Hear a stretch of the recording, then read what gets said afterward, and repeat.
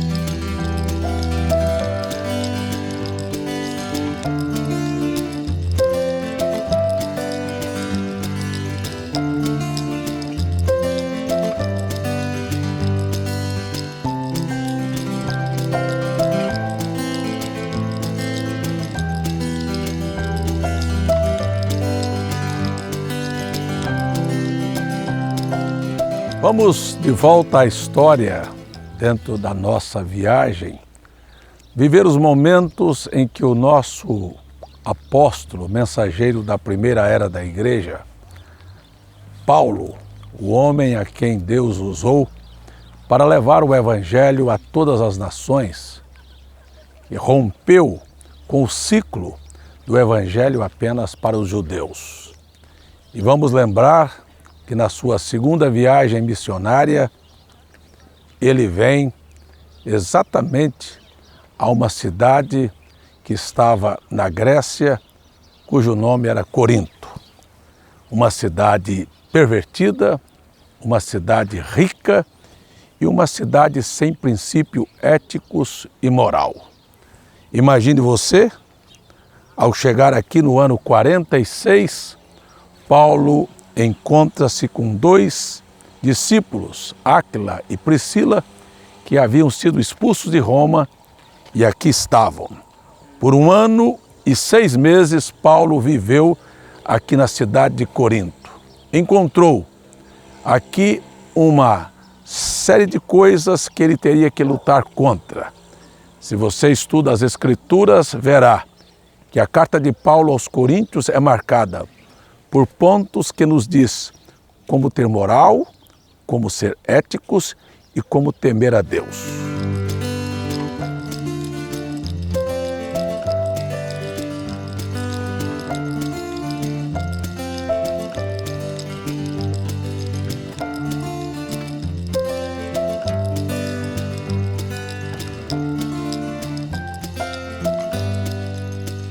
Segundo os historiadores, o Novo Testamento se inicia justamente com a primeira carta aos Tessalonicenses. A civilização grega surgiu por volta do ano 700 a.C., mais ou menos a mesma idade da civilização romana. Já foi um império sob domínio de Alexandre da Macedônia. A arqueologia argumenta que os helênicos, hoje denominados gregos, descendem dos heteus, a mesma raiz genealógica dos sírios. Além da mitologia, os helênicos fixaram seu nome na história por ter sido a plataforma que projetou ao mundo os mais eruditos pensadores, tendo parte na astronomia, filosofia, arquitetura, medicina e etc. Parte disso se deve justamente à capacidade elucidante do próprio idioma, que fixou na história a arte do falar. O idioma grego era e ainda é considerado uma língua refinada. Somada à capacidade dos pensadores, deu ao mundo a capacidade de interpretar e explicar o intangível, o imaginário, o invisível, a exploração do raciocínio, a busca da verdade com base na razão. Isto é chamado de filosofia, que surgiu no século VI a.C. Xenófanes, Pitágoras, Heráclito, Protágoras empenharam-se na busca racional para explicar questões acerca da realidade e das origens das coisas, que transformaram os deuses em mitos e a fé em razão.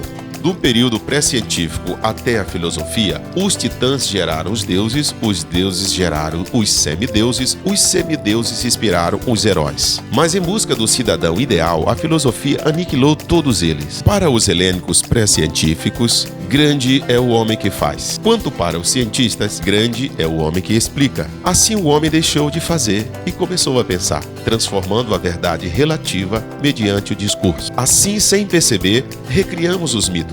Até a Idade do Ouro, um mito nascia quando se dava caráter humano para a natureza divina. E no nosso tempo, os mitos renascem quando damos caráter divino para a natureza humana. Hoje, adoramos e reverenciamos quem sabe explicar, mesmo que não saiba fazer.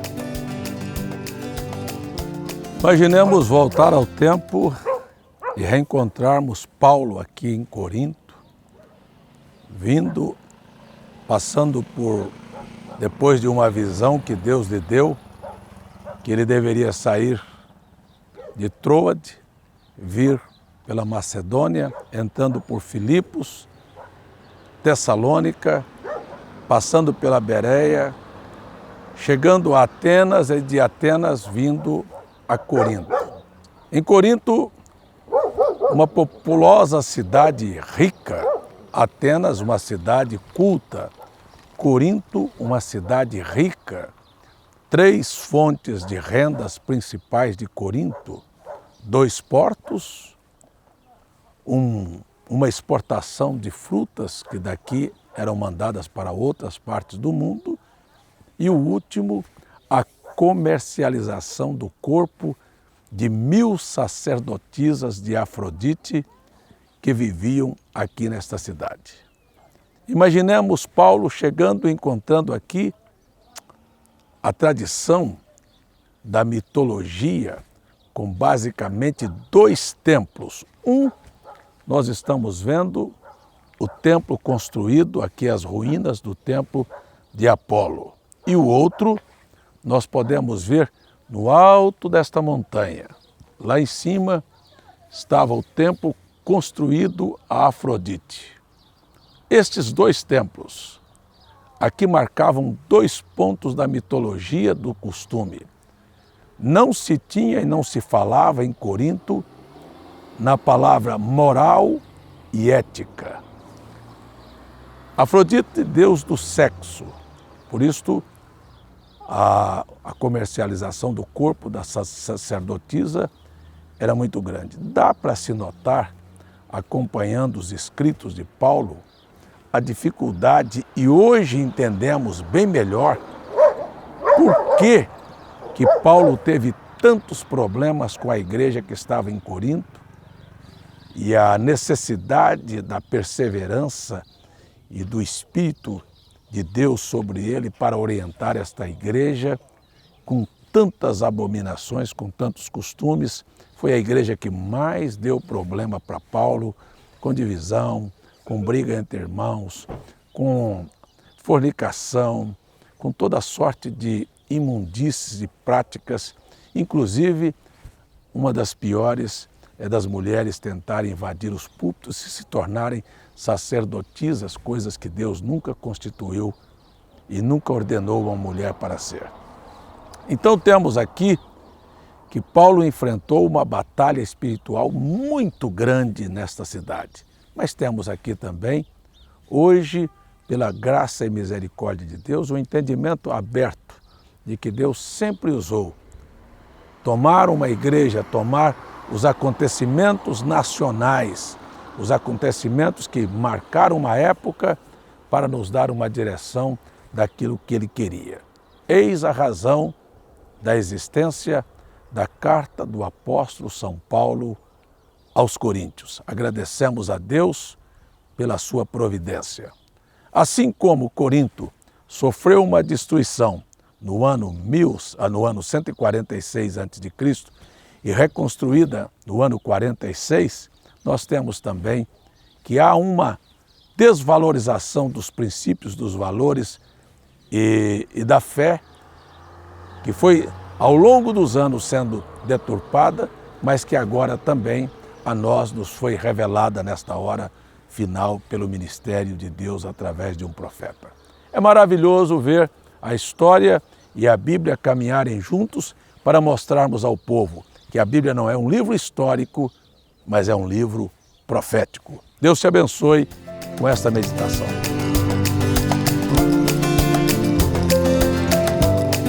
Os helênicos têm uma participação maior na história dos povos no que tange a curiosidade e principalmente seus mitos. A mitologia surge na era pré-científica. Quando não havia ainda a ciência e nem a filosofia, o homem buscava dar resposta aos fenômenos da natureza, como terremotos, trovões, raios, tempestades e etc. E nessa busca, davam intenções aos elementos atribuindo a eles a existência de deuses que logo ganhavam forma e caráter humano, como nomes e sentimentos.